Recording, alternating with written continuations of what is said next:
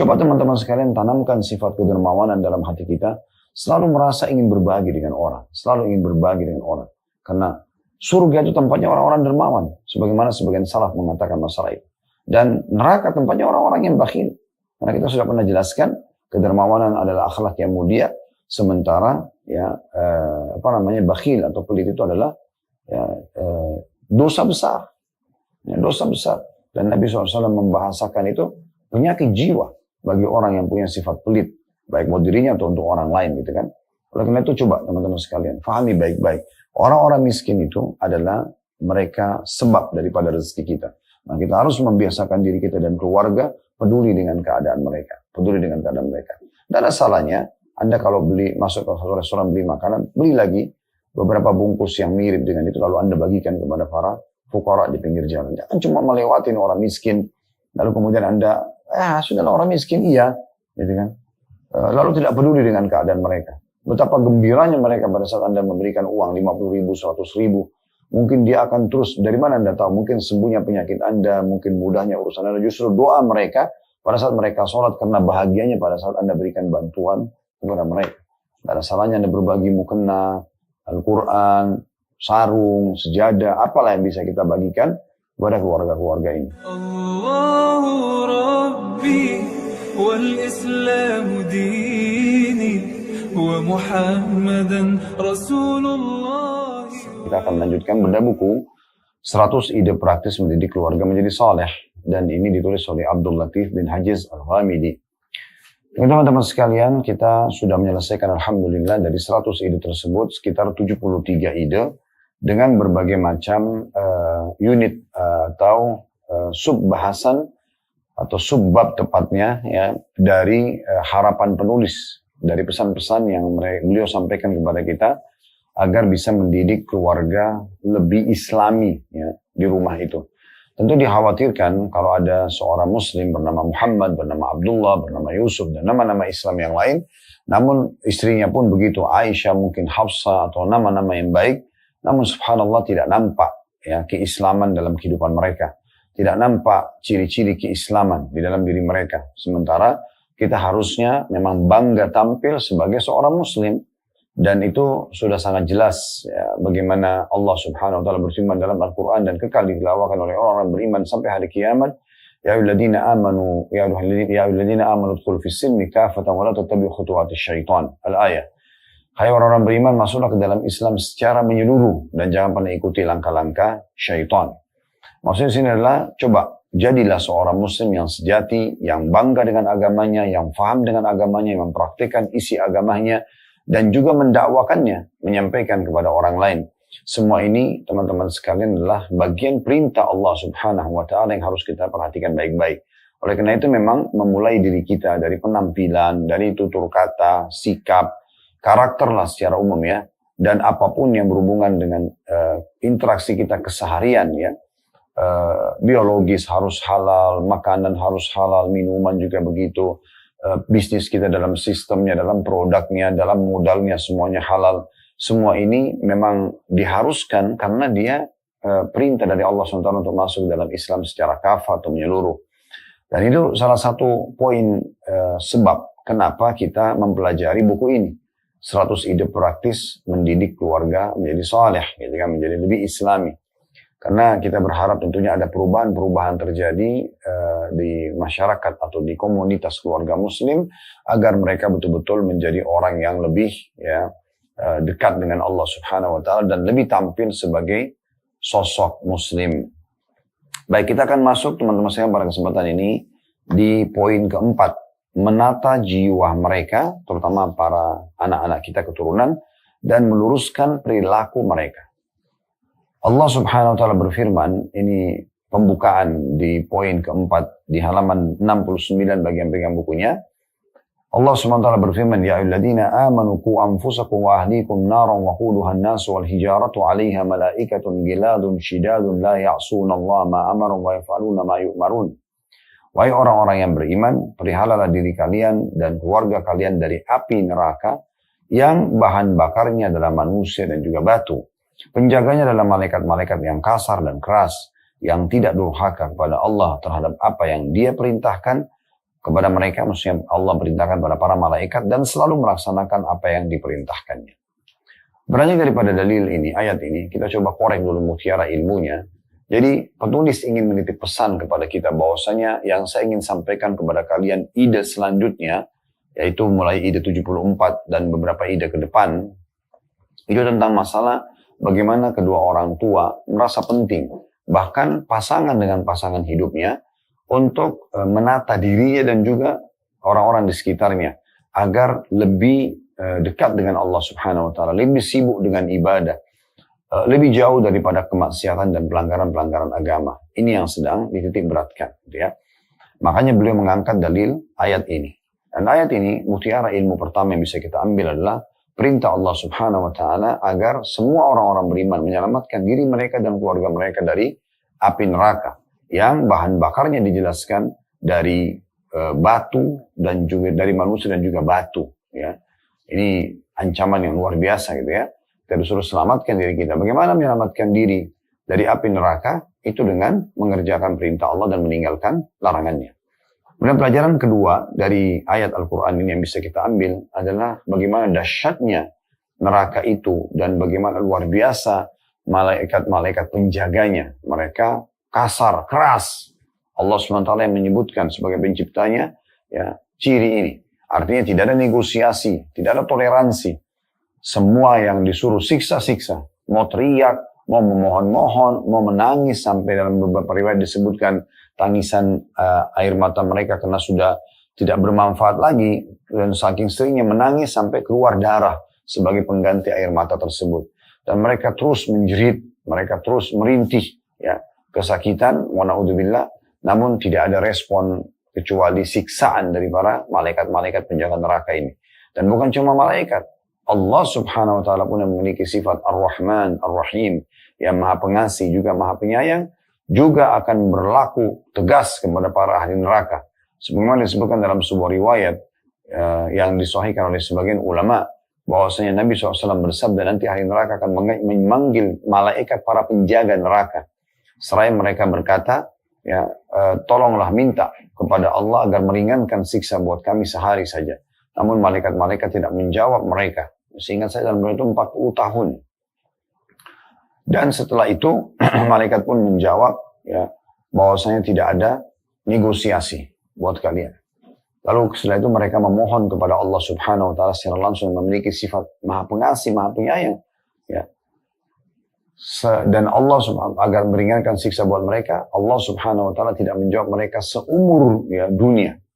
Berapa miliar tahun umur dunia itu, ya, kita tidak tahu karena kita ini adalah manusia-manusia terakhir di muka bumi ini, ya. Sudah banyak manusia dan makhluk sebelum kita. Bahkan sebelum Nabi Adam pun manusia pertama, sudah ada jin, sudah ada hewan-hewan, tumbuh-tumbuhan, sudah banyak ciptaan-ciptaan Allah Subhanahu wa Ta'ala. Jadi mereka memohon tapi Allah tidak menjawab, ya, panggilan mereka, dan setelah seumur dunia pun mereka terus disiksa. Allah mengatakan dalam surah Al-Mu'minun, ikhsa'u fiha wa la tukallimun. Tinggallah kalian dalam kondisi terhina di dalam neraka itu dan jangan pernah kalian berbicara dengan aku, ya. Maka semenjak itu kata Nabi SAW, mereka pun sudah terputus asa, sudah nggak bisa lagi buat apa-apa. Mereka merintih dalam kondisi kesakitan dan keluar dari mata mereka darah, bukan lagi air mata. Wa na'udzubillah. Oleh karena itu, penting sekali seorang muslim segera memikirkan selama dia hidup program-program terbaik yang menyelamatkan dari api neraka dengan ketaatan-ketaatan kepada Allah, dengan melaksanakan ketaatan-ketaatan kepada Allah dan meninggalkan larangan-larangannya tentunya. Dan semoga Allah mudahkan saya pertama melaksanakan, lalu kemudian Bapak Ibu yang mengikuti acara kita ini juga bisa mengamalkan. Allahumma amin. Baik, dari ayat ini, di poin keempat, penulis akan memulai ide ke-74-nya dalam mendidik keluarga yang agar menjadi lebih saleh, ya, atau lebih baik. Yaitu ide ke-74, mengunjungi keluarga yang miskin. Memperhatikan keadaan mereka dan memberikan santunan kepada mereka. Kunjungan ini menguatkan hubungan, mempererat jalinan, dan melahirkan perasaan saling mencintai di atas dasar iman di antara masyarakat. Menghasilkan pengaruh positif yang besar bagi keluarga. Dengan ini mereka mengetahui nikmat Allah dan selanjutnya mensyukurinya, menerima apa yang Allah bagikan kepada mereka, dan membantu saudara-saudara mereka yang seagama. Dari sini sebelum masuk ke dalil yang diangkat oleh penulis di poin atau di ide 74, kita coba mengorek dulu ya mutiara-mutiara ilmu yang pesan yang ditulis oleh beliau di ide 74 ini. Bagian pertama dikatakan mengunjungi keluarga miskin, memperhatikan keadaan mereka dan memberikan santunan kepada mereka. Bagaimana teman-teman sekalian kita coba melirik orang-orang yang di bawah kita. Dari sisi fisik, dari sisi ekonomi, ya, dari sisi sosial, kita melirik mereka, mengunjungi mereka, ya, masuk dalam kehidupan mereka, memberikan bantuan dan santunan semampu kita. Semua itu teman-teman sekalian dengan tujuan yang sangat jelas, yaitu bagaimana kita menjalankan perintah Allah dan Rasul dulu, karena kita diperintahkan untuk memperhatikan keadaan orang-orang miskin. Kemudian yang kedua baru kita masuk ke poin yang lain, yaitu kita bisa mensyukuri nikmat Allah SWT yang Allah berikan kepada kita. Ternyata ada orang yang di bawah kita. Ada orang yang lebih susah gitu ya. Mungkin kalau Anda mau menjalankan teori ini, saya yakin Anda akan sangat bahagia. Ya, sebagaimana dalil yang diangkat oleh penulis ya. Sekaligus kita bacakan karena sudah ada korelasi dari apa yang kami sampaikan tadi, yaitu hadits Abu Hurairah radhiyallahu anhu di halaman setelahnya. Bahwasanya Rasulullah SAW bersabda, "Unduru ila man asfala minkum, wa la tanduru ila man huwa fawqakum. Wahuwa ajdaru alla tazdaru ni'matallahi alaikum." Lihatlah kepada orang yang lebih rendah daripada kalian dan jangan melihat orang yang lebih tinggi daripada kalian. Karena hal itu lebih patut bagi kalian agar kalian tidak menganggap remeh nikmat Allah atas kalian. Dan hadis ini diriwayatkan oleh Imam Muslim. Maksudnya dengan kita datang mengunjungi orang-orang yang tidak mampu, orang-orang yang miskin, ini sangat luar biasa efeknya. Sangat luar biasa efeknya. Di antara efek-efeknya adalah bisa di sini disebutkan ya, efeknya menguatkan hubungan, mempererat jalinan ya, melahirkan perasaan saling mencintai di atas dasar iman di antara masyarakat. Karena mereka adalah saudara-saudara kita Muslim, maka kita muncul kepedulian kita. Ternyata ada orang yang membutuhkan uluran tangan kita. Jadi dengan begini, karena melihat orang yang lebih di bawah kita, maka kita akan melihat juga sisi yang lain. Selain menjalin hubungan baik sama mereka yang diperintahkan dalam agama, dan Nabi SAW sudah contohkan beliau hidup bersama dengan orang-orang miskin, berbaur dengan mereka, mengucapkan salam pada mereka, memenuhi kebutuhan mereka. Bahkan beliau mengatakan, "Innama turzaquna li fuqaraikum." Kalian diberikan rezeki justru karena orang-orang miskin kalian. Kita harus menanamkan ini teman-teman sekalian dalam arti kata, kalau kita sedang melihat orang miskin, jangan yang pertama muncul bisikan syaitan dan kita terima itu, yaitu bersu'udhan atau bersangka buruk kepada orang-orang miskin tersebut. Ini orang-orang masih kuat tapi malah minta-minta, ya tidak tahu diri lah, apalah bahasa-bahasa yang kita lihat, atau kita mencibir, atau kita menganggap remeh, atau apalah menghina, berbagai macam bahasa yang mirip-mirip dengan ini. Teman-teman sekalian, ya ini poin yang sangat penting untuk diperhatikan ya. Jadi kita berbaur dengan mereka justru untuk kita lihat keadaan mereka. Dan justru kita harus melihat dengan pandangan mata agama, kacamata agama, mereka inilah sumber-sumber rezeki kita. Justru kita harus senyum pada saat melihat orang miskin minta bantuan. Ada keluarga yang minta pinjam uang misalnya, atau utang. Itu semua adalah sumber-sumber rezeki kita, penyebab kita rezeki. Seperti kita sedang investasi, tapi investasinya itu ya kepada Allah Subhanahu wa taala, bukan kepada perusahaan yang paling sukses di dunia atau paling besar omsetnya atau paling banyak memberikan persentase keuntungan. Tapi ini kepada Allah Subhanahu wa taala yang Allah kekalkan sifatnya, innallaha yarzuqu may yasha' bighairi hisab. Allah itu kalau sudah berikan balasan tidak ada dihitung-hitungannya. Maka kita sedang berniaga dengan Allah Subhanahu wa taala melalui orang-orang miskin tersebut. Senyumlah melihat orang-orang susah itu. Bantulah mereka, tanyakanlah kabar mereka, dengarkanlah keluhan mereka. Maka kita juga akan dilihat oleh Allah Subhanahu wa taala. Sebagaimana Allah berfirman, Allah memerintahkan Nabi SAW mengatakan, "Irhamu man fil ard, yarhamkum man fis sama." Kasihanilah dan kasihilah yang ada di bumi, maka yang di langit akan mengasihi kalian. Dan kata Nabi SAW dalam hadis yang lain, "Man la yarham la yurham." Sampai tidak mengasihi, tidak mau peduli dengan keadaan orang yang membutuhkan, maka juga tidak akan dikasihi. Maksudnya Allah SWT tidak akan mengasihinya. Jadi ini poin penting yang harus kita tanamkan dalam diri kita. Ubah mulai sekarang Bapak Ibu sekalian persepsi, setiap melihat orang miskin langsung kita bersangka buruk, atau langsung kita menyangka berprediksi bahwasanya orang ini sebenarnya ya, masih mampu kok, itu anak pinjaman, itu pura-pura saja kakinya pincang atau yang lainnya. Ini apalagi sekarang di beberapa media sempat diangkat contoh cuplikan orang-orang yang berdusta kalau dia minta-minta. Lalu kemudian kita memukul rata semua orang seperti itu. Ini keliru. Karena tidak semua orang seperti itu. Ya, tidak semua orang seperti itu. Banyak di antara mereka yang justru memang jujur dalam kondisi dan keadaannya. Ya, dan kita bisa lihat dari raut wajah mereka, dari kondisi mereka. Ada orang yang sudah sangat tua, bapak dan ibu masih dagang, masih jualan. Saya pernah menemukan di daerah Condet ada satu ibu, bukan satu ibu ya, beberapa ibu gitu, membawa bapak ibu sekalian keranjang sangat besar. Keranjang itu mungkin setengah tubuhnya gitu, ya. Itu digendong di belakang ya punggungnya, dan itu penuh dengan buah-buahan. Buah-buahnya tahu apa? Buah melon, buah semangka, buah-buah yang berat bobotnya gitu ya, dibawa. Saya begitu langsung saya panggil, Bu, ibu sini. Ibu sudah sangat tua, keriput sekali. Maksudnya kalau saya lihat umurnya itu tidak akan mungkin kurang dari 60 tahun. Ya. Udah, mungkin bakal lebih tua dari itu. Saya tanya, ibu dari mana? Saya dari Bogor, nak, dia bilang gitu.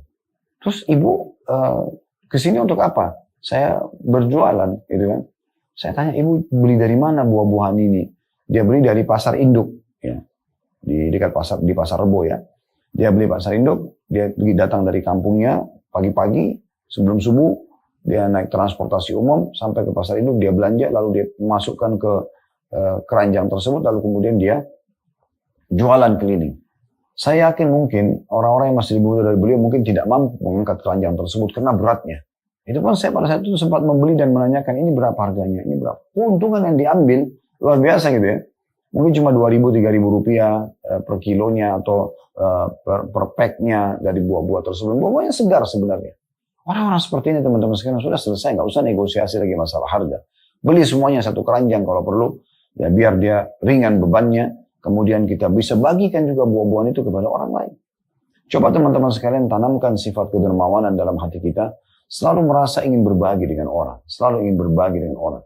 Karena surga itu tempatnya orang-orang dermawan. Sebagaimana sebagian salaf mengatakan masalah itu.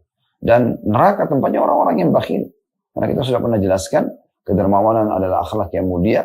Sementara ya bakhil atau pelit itu adalah ya, dosa besar. Ya, dosa besar. Dan Nabi SAW membahasakan itu penyakit jiwa bagi orang yang punya sifat pelit. Baik mau dirinya atau untuk orang lain gitu kan. Oleh karena itu coba teman-teman sekalian fahami baik-baik.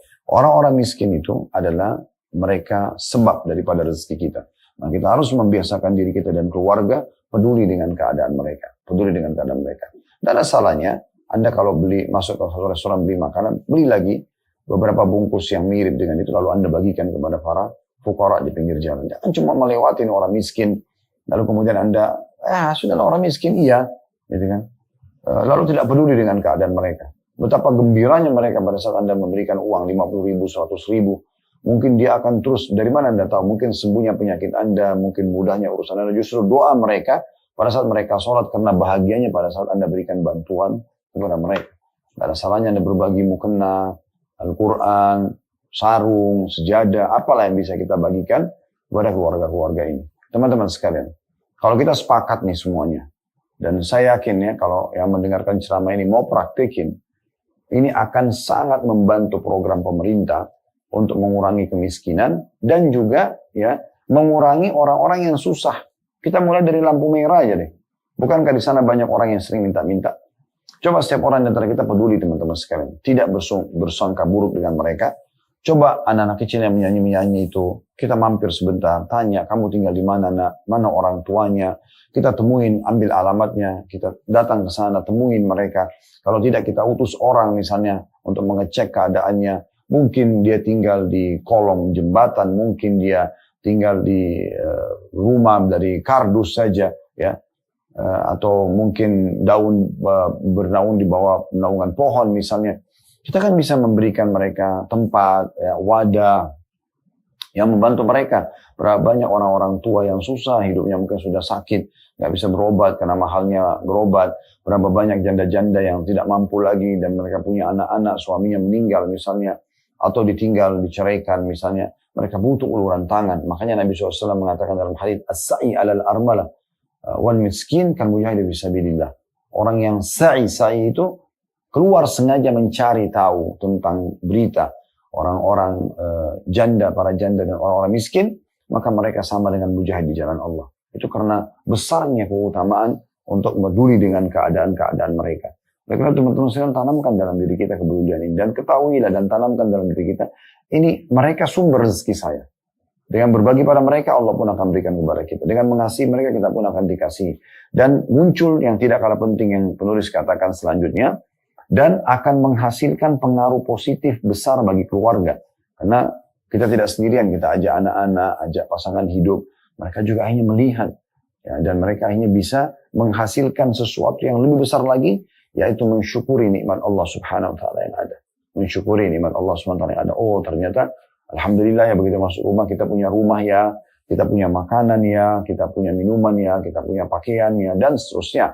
Ya, yang mungkin itu tidak tersentuh hati untuk mensyukurinya, kecuali dengan melihat keadaan orang-orang yang di bawah kita. Ini penting sekali. Maka kita sudah tahu juga, tidak asing teman-teman sekalian firman Allah SWT dalam surah Ibrahim, la in syakartum la azidannakum. Kalau kalian bersyukur pasti aku akan tambah. Jadi memang akan ditambah oleh Allah SWT dengan kita bersyukur. Dan cara yang paling efektif untuk bersyukur apa yang Nabi SAW baru sampaikan tadi dalam hadisnya.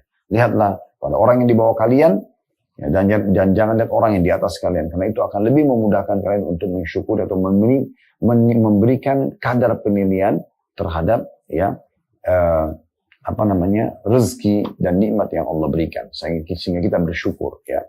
Mau jauh lebih bagus lagi dari itu, Anda kunjungin rumah-rumah yatim misalnya, ya, Anda kumpulkan anak yatim tersebut, lalu kemudian biarkan anak-anak Anda bertemu dengan anak-anak yatim itu, mendengarkan cerita mereka bagaimana sih rasanya tidak punya orang tua, ya, bagaimana rasanya tinggal di asrama, anak-anak Anda biar lihat tempat tidur mereka, lihat kamar mandi mereka, lihat makanan pada saat mereka makan, lihat pakaian mereka yang sedikit beberapa lembar misalnya, dan berikan penjelasan kepada anak-anak Anda, lihat bagaimana mereka tidak punya orang tua. Sehingga mereka akhirnya, anak-anak ini menilai kita sebagai orang tuanya dengan penilaian yang sangat tinggi.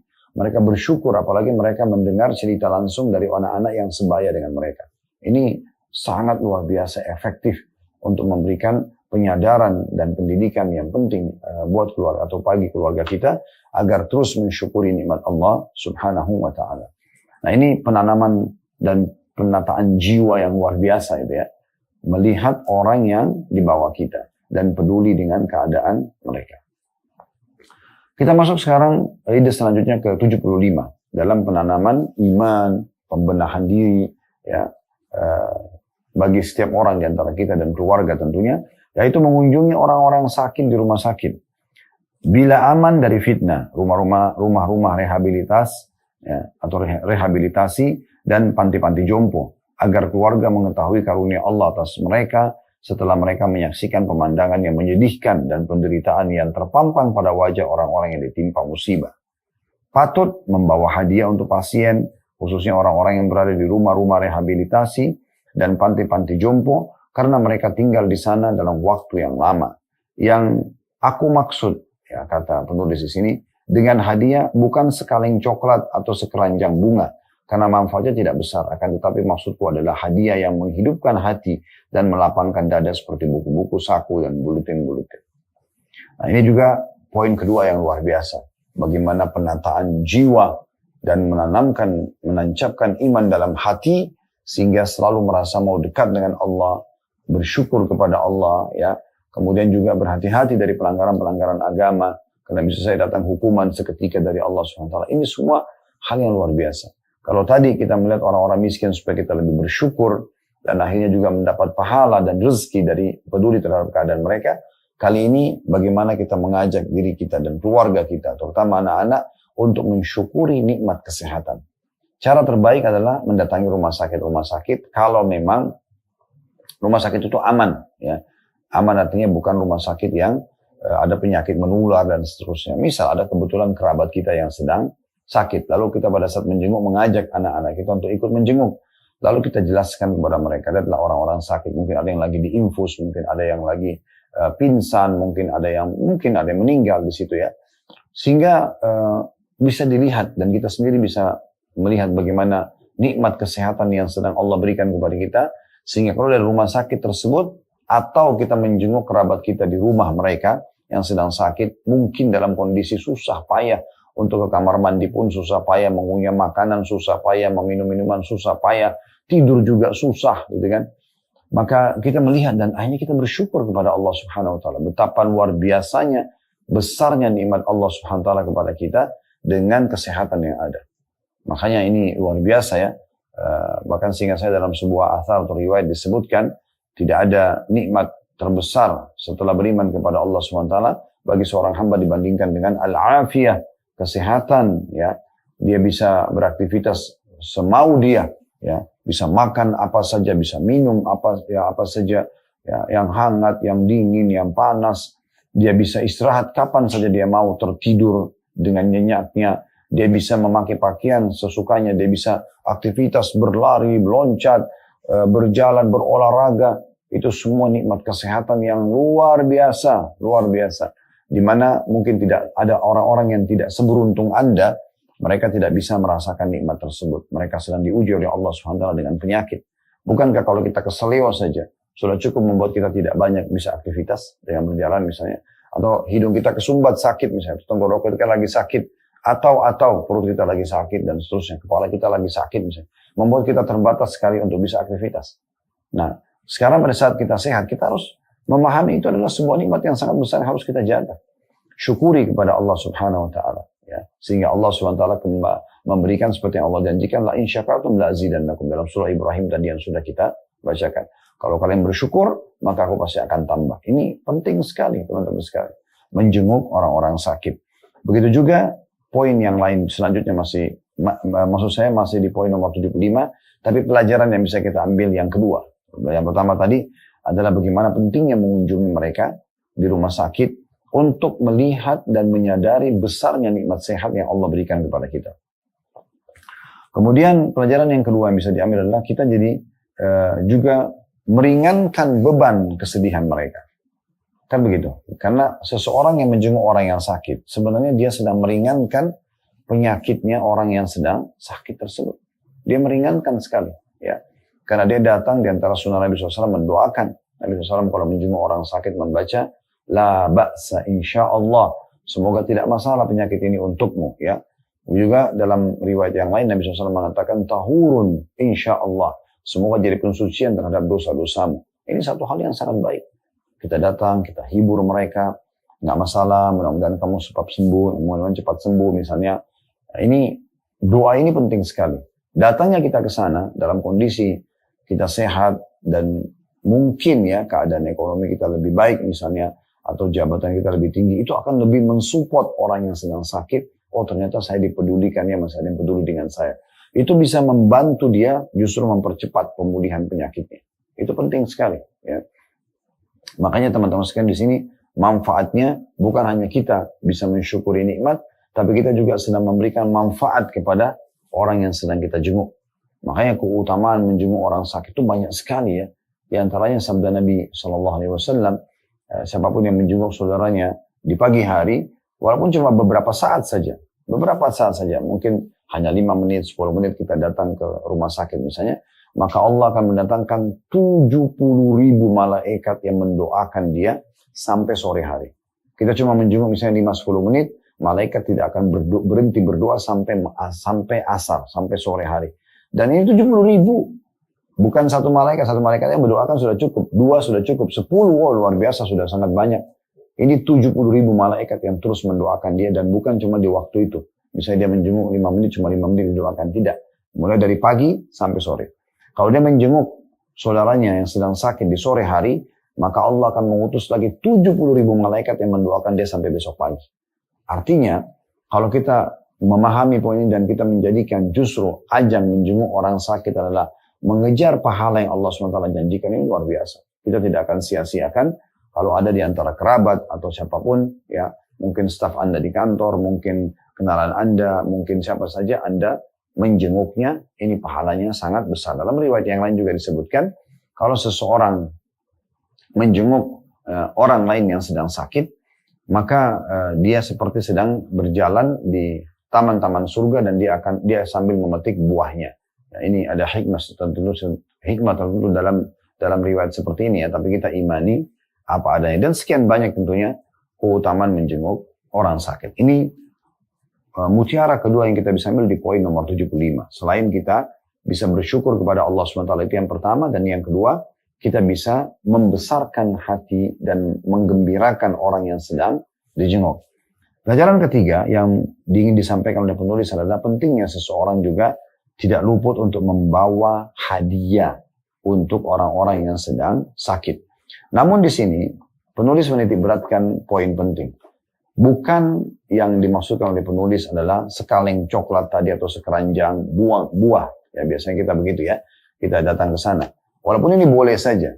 Tetapi yang beliau inginkan adalah bagaimana momentum ini digunakan semaksimal mungkin untuk menanamkan iman dalam hati orang yang sedang sakit tadi. Karena dalam kondisi orang sakit lemah, itu lebih mudah dia untuk bisa menerima nasihat. Karena biasanya orang yang membangkang itu justru kalau fisiknya lagi sehat-sehatnya, dia lagi tidak ada masalah. Nah itu biasanya justru di saat itu ya dia dia sulit sekali untuk bisa menerima nasihat. Tapi di saat dia sedang jatuh, bangkrut, lagi sakit, ya, lagi ada masalah, di saat itu justru jiwanya lemah dan dia mudah sekali untuk bisa menerima masukan-masukan. Nah di kesempatan ini kita berikan hadiah buku kepada mereka. Mungkin mereka sambil dirawat di rumah sakit bisa membacanya misalnya, ya. Mungkin Anda membawa buku tentang adab-adab dalam bagi orang sakit dalam Islam. Cukup banyak buku membahas masalah itu ya, buku-buku saku.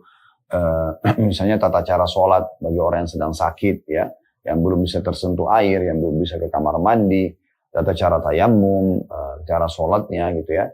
Dan bagaimana juga mereka mengisi waktu-waktu mereka di rumah sakit, bukan justru dengan tontonan-tontonan, tapi mereka sibuk dengan ayat-ayat Al-Quran, dengan zikir kepada Allah Subhanahu Wa Taala, dengan mendengarkan ilmu.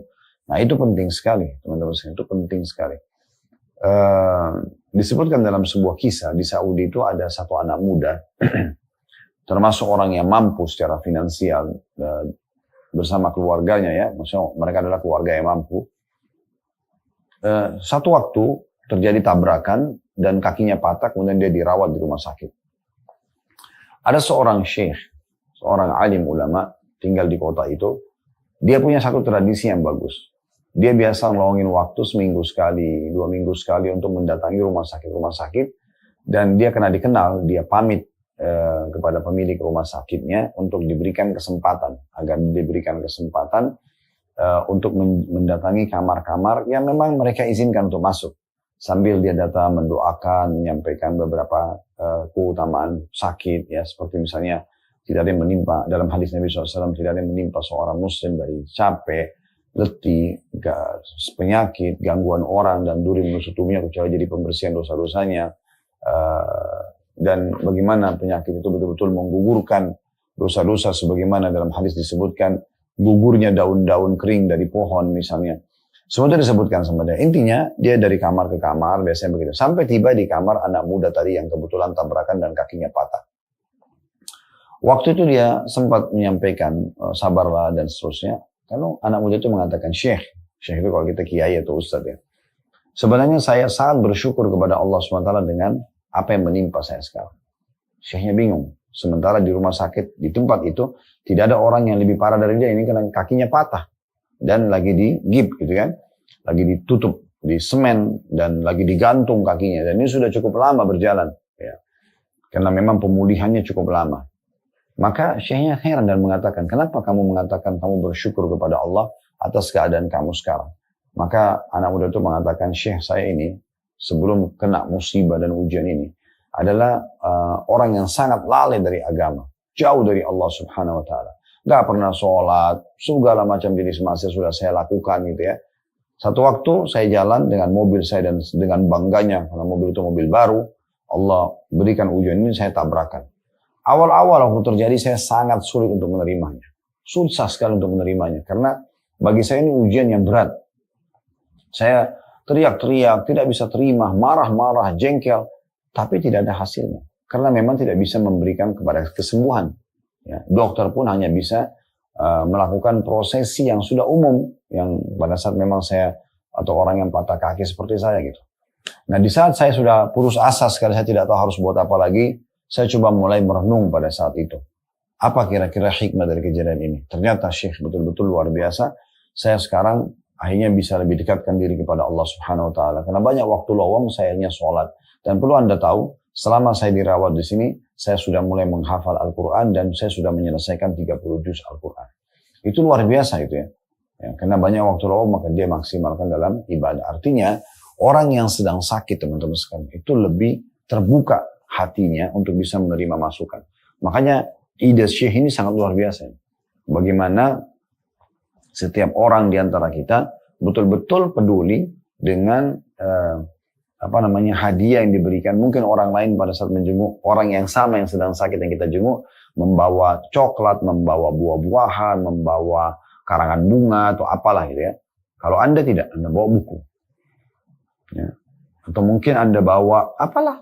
Kalau memang Anda punya kelebihan harta, Anda bisa membelikan hard disk di dalamnya ada ceramah yang dicolokin di TV di kamar rumah sakit dia misalnya sambil dia menontonnya, misal contoh atau hal-hal yang serupa lah ya, yang kira-kira bisa memenuhi waktu-waktu dia yang lowong di rumah sakit itu dengan ilmu agama, dengan ibadah kepada Allah SWT, di antaranya zikir, doa dan seterusnya.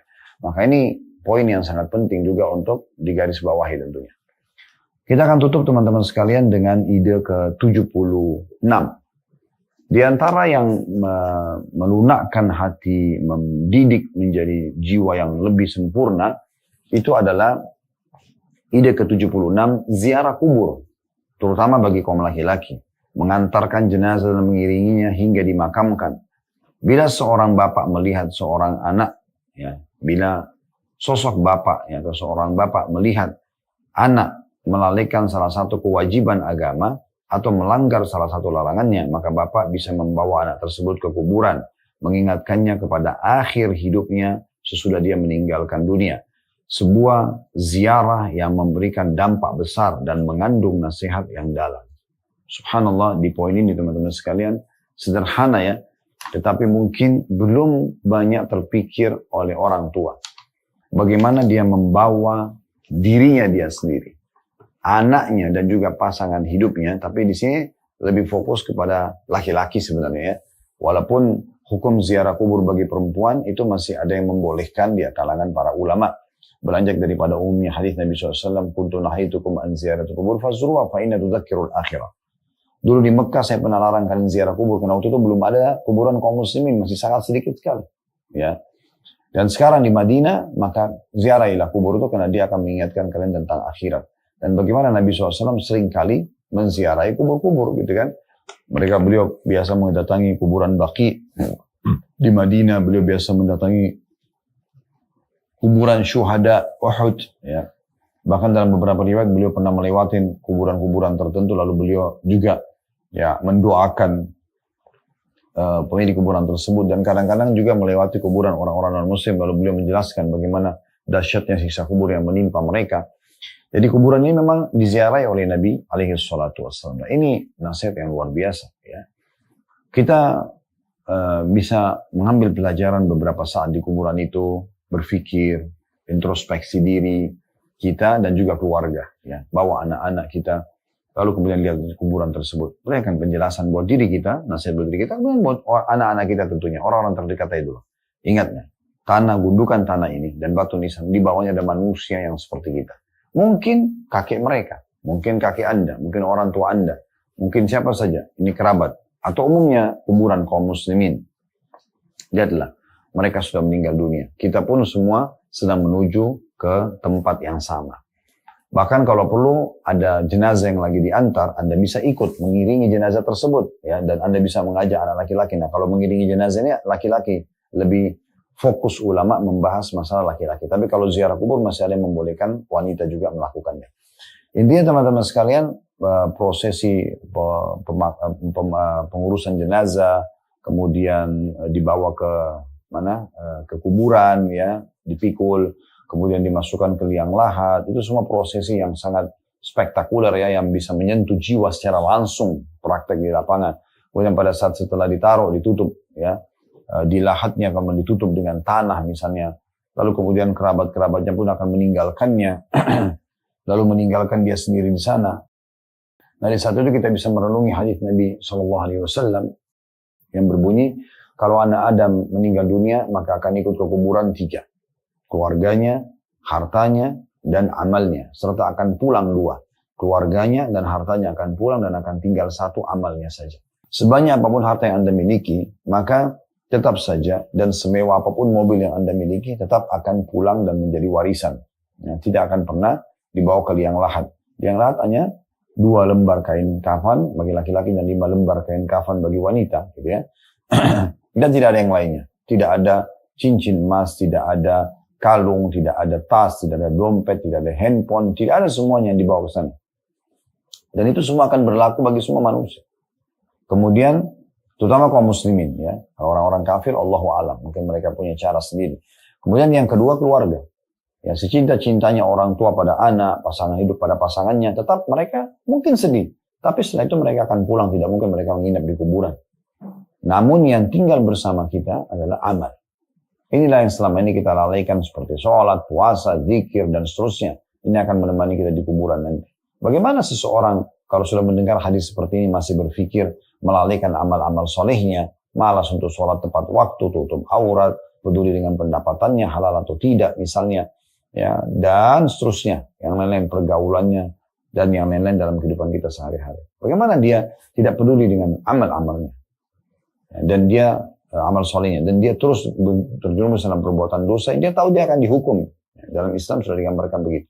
Jadi kita berharap teman-teman sekalian, kalau kita sedang membahas begini, yang lalu-lalu semua, ya semoga Allah maafkan, kita taubat nasuha. Tapi kita bicara ke depannya. Setiap kali dengan pengajian itu sedang membahas sekarang ke depannya. Seperti apa kira-kira kondisi dan keadaannya gitu ya. Makanya kita harus peduli teman-teman sekalian. Dan bayangkan bagaimana dahsyatnya kalau kita duduk bersama anak-anak di kuburan tersebut 5-10 menit. Lalu kita sampaikan tentang hadis tadi ya. Atau kita kasih contoh rasional, ini ada contoh rasional, ini adalah manusia seperti kita dulu. Mereka juga punya angan-angan, mereka juga lahir. Orang itu proses anak-anak seperti kalian. Mereka juga berharap menyelesaikan sekolahnya, kemudian mungkin mereka sudah berhasil menyelesaikannya, lalu kemudian mereka menikah, lalu kemudian mereka punya usaha. Apalah proses dunia, mobil, rumah, sudah didapatkan semua. Akhirnya mereka tutup hidup mereka dengan meninggal dunia. Mungkin juga ada kuburan anak kecil. Nah, ini juga bisa saja ya, orang meninggal masih kecil, tidak harus dewasa, tidak harus tua.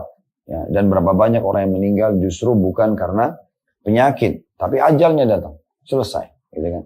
Sudah dia harus meninggal di saat itu, di tempat itu. Ya, semoga Allah memanjangkan umur kita di atas ketaatan kepadanya dan selalu saja kita tersibukkan dengan amal-amal saleh yang jauh dari maksiat. Allahumma amin. Maka ini poin penting untuk kita tanamkan dalam diri kita dan keluarga teman-teman sekalian. Dan kita bahasakan ke mereka, kita pun akan seperti ini satu waktu. Ya, menziarahi kubur, sebagaimana penulis katakan di sini adalah sebuah ziarah yang memberi dampak besar dan mengandung nasihat yang sangat mendalam. Nabi SAW sendiri menziarahi kubur. Bahkan beliau pernah menziarahi satu kubur, kemudian beliau duduk atau terduduk di atas kedua lutut beliau. Ya. Dari berdiri beliau turun dan berdiri atau duduk di atas dua lututnya. Ya. Artinya tidak duduk sampai bokongnya ke bawah. Lalu kemudian beliau menundukkan kepala sambil meneteskan air mata. Jadi saking banyaknya air mata beliau keluar, sampai membasahi tanah yang ada di depan beliau. Sambil beliau mengatakan, wahai saudara-saudaraku, untuk keadaan seperti inilah kita harus punya persiapan. Artinya menghadapi kematian tersebut. Karena akan diminta pertanggungjawaban oleh Allah Subhanahu wa Ta'ala. Nabi SAW bersabda, tidak akan beranjak kaki seorang hamba di hari kiamat sampai ditanya 4 perkara. Umurnya di mana dia habiskan, ini masalah waktu. Kemudian juga masa mudanya di mana dia habiskan, ilmunya apakah dia sudah amalkan, dan hartanya dari mana dia dapatkan, kemana dia keluarkan. Ini semua akan ditanyakan dan diminta pertanggungjawaban nanti pada hari kiamat. Maka ini nasihat yang luar biasa. Dan sangat pantaslah sabda Nabi SAW, kafa lil mauti dzakira. Cukuplah mati itu sebagai pemberi peringatan, atau sebaik-baik pemberi peringatan. Dan juga ziarah kubur sama. Di antara hikmah ziarah kubur adalah melunakkan hati seseorang, menyadarkan dia betapa luar biasa hebatnya manusia mengejar prestasi dunia, dia juga akan masuk ke liang lahat nanti, dan semua hanya akan jadi kenangan. Dan itu cuma hitungan hari ya. Seperti pakaian kita, dompet kita, mobil kita, rumah kita, semua anjing. Oh ini punyanya dia si fulan, si fulan, si fulan. Berjalan sebulan, 2 bulan, setahun, 2 tahun. Habis itu lama-lama dilupakan. Ya, dilupakan. Kita sekarang mungkin sudah tidak pernah tahu lagi apa yang dulu kakek kita wariskan. Misalnya, kita tidak pernah punya gambaran tentang masalah itu. Misal, gitu kan. Oleh karena itu teman-teman sekalian, kita perlu menyadari yang paling penting adalah amal soleh yang kita tinggalkan. Allahu a'lam. Kedepannya insya Allah kita akan lanjutkan di poin nomor 77 ya. Hal-hal yang bisa menggugah hati seseorang dan kita tanamkan hal itu dalam hati kita dan juga keturunan kita. Sehingga jiwa mereka dipenuhi dan hati mereka dipenuhi dengan iman dan selalu lurus istiqomah di jalan Allah subhanahu wa ta'ala.